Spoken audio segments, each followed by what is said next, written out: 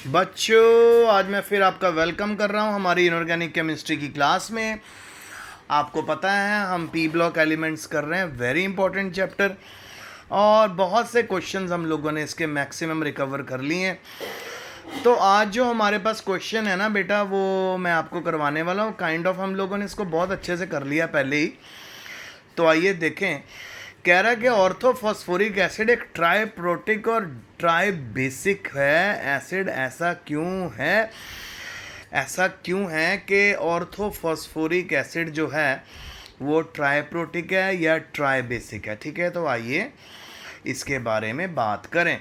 तो orthophosphoric acid जो है बच्चों, उसका फार्मूला होता है H3PO4। अब अगर इसको मैं बनाऊं तो P डबल बॉन्ड इधर आ गया, एक OH इधर आ गया, एक OH इधर आ गया, एक OH इधर आ गया। और मैंने आपको पहले बताया था कि जितने OH हमारे पास होते हैं उतनी उसकी बेसिसिटी, उतनी उसकी बेसिक नेचर। कितने OH नज़र आ रहे हैं आपको? 3 OH नज़र आ रहे हैं। सो 3 OH नज़र आ रहे हैं, इस करके ये ट्राइप्रोटिक होगा। ये 3 प्रोटॉन आसानी से दे सकता है। अब बेटा, जिसमें भी हाइड्रोजन का डायरेक्ट फास्फोरस से बॉन्ड होगा ना बेटा, वो नहीं करेगा। और वो जब हाइड्रोजन और फास्फोरस का बॉन्ड स्ट्रांग होता है, इस करके वो प्रोटॉन रिलीज नहीं होता। तो आइए इसको हम ऐड करते हैं वाटर में, देखें क्या बनता है। कुछ नहीं बनता। देखो बेटा, H3PO4 लिया, पानी डाला, रिवर्सिबल रिएक्शन, हमारे पास एक प्रोटॉन निकल गया तो क्या रह गया? H2PO4 माइनस हो गया, प्लस हमारा H3O पॉजिटिव निकल गया। इसको हम हाइड्रोनियम आयन बोलते हैं। सो पहली प्रोटोनेशन होगी, मोनोप्रोटिक हो गया। अब दोबारा लो, H2PO4 लिया नेगेटिव, फिर पानी डाला हमने, अब बन गया हमारा HPO4 2 negative plus H3O positive, diprotic हो गया। अब हम इसको उठाते हैं, HPO4 2 नेगेटिव में फिर से पानी डालो। सो बन गया बेटा ये PO4 3 negative plus H3O positive. सब नोटिस कर सकते हो कि एंड में PO4 3 नेगेटिव बन गया। तो कितने प्रोटॉन रिलीज हो गए? बार बार वाटर में जा रहे हैं, 3 प्रोटॉन गए, तो ये क्या हो गया? ट्राइप्रोटिक। अगला क्वेश्चन है कि जो हमारे पास H3PO3 है वो डाइप्रोटिक क्यों है? सिंपल बेटा, H3PO3 फास्फोरस डबल बॉन्ड हो गया, एक प्रोटॉन, एक हाइड्रोजन लगा, एक OH लगा और एक OH। कितने OH आ गए हमारे पास? 2। अभी मैंने आपको बताया, अगर आपको याद होगा, कि ये सिर्फ जो OH होते हैं वही अपने प्रोटॉन लूज करते, तो वो प्रोटॉन कितने OH है? 2। सो इसकी प्रोटिसिटी कितनी हुई? 2। और ये डाइबेसिक हुआ, देखें, ऐड करें।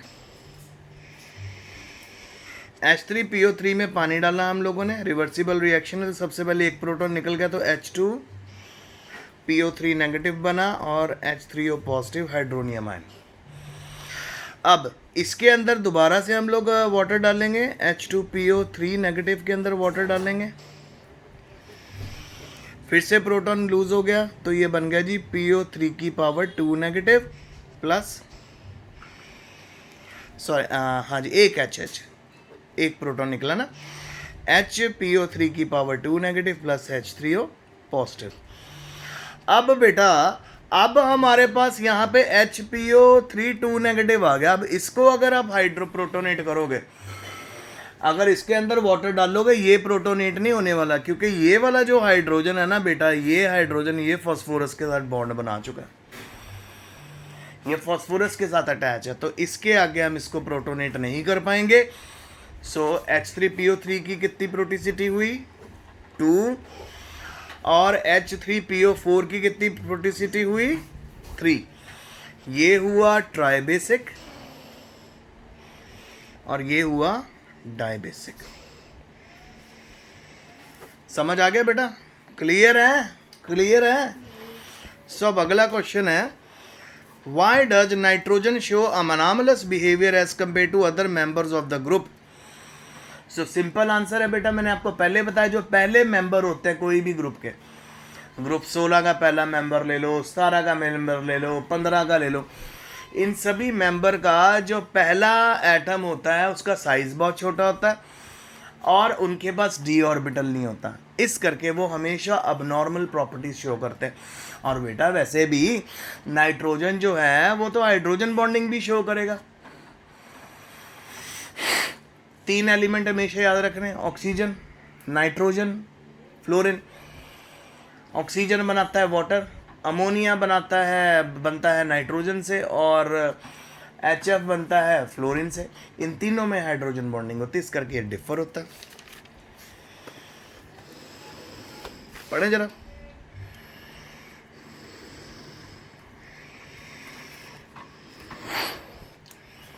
देखो, nitrogen is the first member of group 15 animal like member of the other group of P block element. Nitrogen differ from rest of the element of group 15 due to its small size होता, high electronegativity और d orbitals में वह absent होता है, इस करके ये बिल्कुल डिफरेंट है बाकी मेंबर से।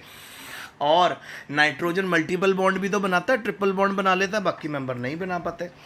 अब ट्रेंड के बारे में बात करें, नेचर ऑफ हाइड्राइड, बेटा सारा ये मैंने आपसे डिस्कस किया हुआ।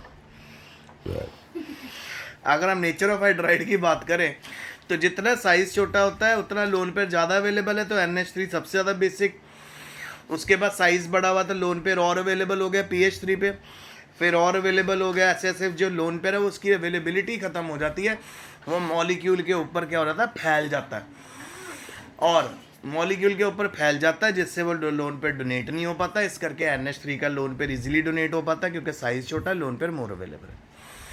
थर्मल स्टेबिलिटी में बेटा हमारी हाइड्रोजन बॉन्डिंग आ जाएगी। देखो ये NH3 में हाइड्रोजन बॉन्डिंग है, इस करके सबसे ज़्यादा स्टेबल थर्मली, मतलब जल्दी ये ब्रेकआउट नहीं होगा। तो देखो सबसे पहले बैठा हुआ। रिड्यूसिंग कैरेक्टर के बारे में बात करें, किस में सबसे पहले बॉन्ड टूटेगा, तो बेटा जितना बड़ा साइज होगा उतना जल्दी बॉन्ड टूटेगा। नाइट्रोजन का साइज छोटा, बॉन्ड जल्दी नहीं टूटेगा, और BaH3 का साइज बड़ा, बिस्मथ का, तो ये बॉन्ड बहुत जल्दी टूटेगा। जो जितनी जल्दी अपना हाइड्रोजन रिलीज करता है वो उतना ज़्यादा रिड्यूसिंग होता है, तो BH3 सबसे ज़्यादा रिड्यूसिंग होगा।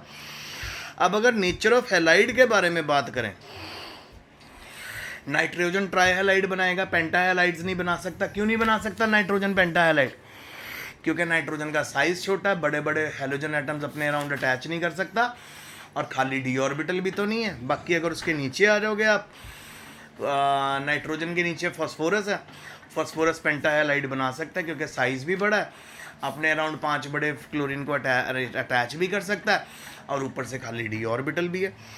अब नेचर ऑफ ऑक्साइड के बारे में बात करें तो नाइट्रोजन ढेर सारे ऑक्साइड बनाता है, फॉस्फोरस भी ऑक्साइड बनाता है। इन सब के स्ट्रक्चर में आपके साथ डिस्कस कर चुका हूँ, देखना कोई फीस तो नहीं है, ठीक है। सो इस तरह से हमने नेचर ऑफ ऑक्साइड भी आपसे डिस्कस कर लिया, तो पूरा लेक्चर आपको क्लियर हो गया बेटा।